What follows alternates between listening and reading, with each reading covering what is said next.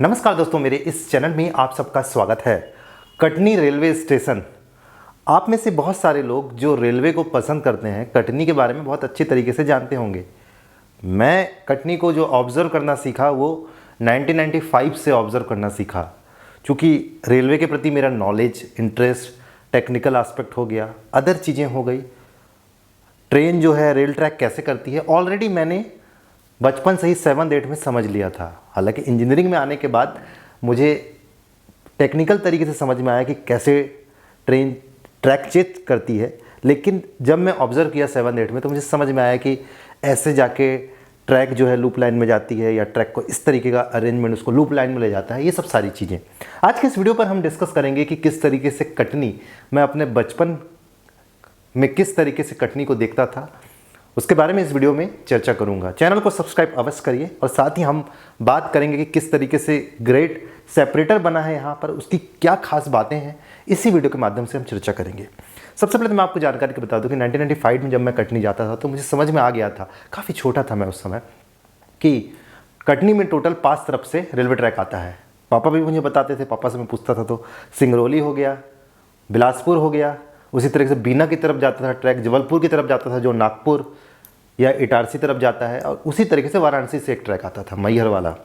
तो ऐसे करके टोटल 5 तरफ से ट्रैक आते थे और ज़्यादातर गुड्स का ट्रैफिक काफ़ी ज़्यादा रहता था, क्योंकि सिंगरौली जो है वो कोल माइंस का एरिया था और काफ़ी मालगाड़ियाँ आती थी, और बिलासपुर तरफ से भी काफ़ी मालगाड़ियाँ आती थी जो अनूपपुर नाम की जगह थी, शहडोल, अनूपपुर, और उसके बाद वो जो ट्रैक है आपका मनेंद्रगढ़ की तरफ निकल जाता था अनूपपुर के बाद, तो वहाँ से भी काफ़ी कोल आता था। तो मालगाड़ियों को काफ़ी रस रहा, मतलब 1995 में भी काफ़ी देखने को मिलता था।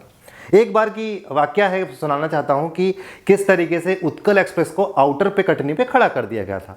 तो कुछ लोग खड़े थे गेट पे और रेलवे के एम्प्लॉय जा रहे थे, ठीक है, समझ में आ जाता है कि रेलवे के एम्प्लॉय हैं। तो एक बंदा गेट पे खड़े होकर बोलता है कि यार अगर स्टेशन जा रहे हो तो स्टेशन मास्टर को बता देना उत्कल 1 घंटे से खड़ी है। तो उसका रीज़न ही था कि इस तरीके से ट्रैफिक इतना ज़्यादा होता था कि सिग्नल नहीं मिलती थी ट्रेनों को। बट फिर भी उस समय 2-3-4 ब्रिज थे एक तरीके से। अगर मान लीजिए किसी ट्रेन को बिलासपुर से कटनी आना है और कटनी के बाद बीना जाना है, तो वो जो है वाराणसी जबलपुर रेल ट्रैक को फ्लाईओवर के ऊपर से भी जाया जा सकता था। तो एक तरीके से जो कॉन्फ्लिक्ट आ रहा था इंटरसेक्शन में, उसका अरेंजमेंट भी बहुत पहले से बन चुका है। लेकिन अब ज़रूरत थी प्रॉपरली ग्रेड सेपरेटर की। ग्रेड सेपरेटर एक तरीके से ये होता है कि मान लीजिए किसी ट्रेन को या मालगाड़ी को सिंगरौली तरफ से आ रही है और सिंगरौली से आपका जबलपुर तरफ जाना है, तो उसको बहुत सारे ट्रैक को काटना पड़ेगा। पहले तो ये कि बिलासपुर वाले ट्रैक को काटना पड़ेगा, बीना वाले को काटना पड़ेगा, और फिर जाके वो जबलपुर तरफ जाकर मिलेगा। तो उसके लिए प्रॉपरली एक ब्रिज नुमा स्ट्रक्चर, फ्लाईओवर टाइप का, टोटल 34 किलोमीटर अप डाउन मिला के अगर आप मान लीजिए तो आई थिंक 16, और जो रिमेनिंग पोर्शन बचा हुआ है 34-16 वो बना हुआ है। तो एक तरीके का ऐसा अरेंजमेंट जो एक दूसरे को कॉन्फ्लिक्ट ना करे, आराम से मालगाड़ियाँ निकल जाए और बाकी जो ट्रेन है, आवाजाही है, उनको रेड सिग्नल का सामना ना करना पड़े। आप ऐसे समझिए, बहुत आसान तरीके से। एग्जैक्ट मुझे भी नहीं पता कि कहाँ से स्टार्ट हुआ है, कैसे हुआ है, बट ग्रेड सेपरेटर इसी तरीके से काम करता है रोड में और रेलवे ट्रैक में भी।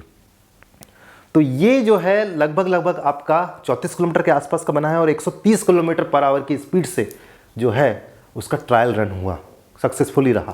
तो ये खास बात रही दोस्तों।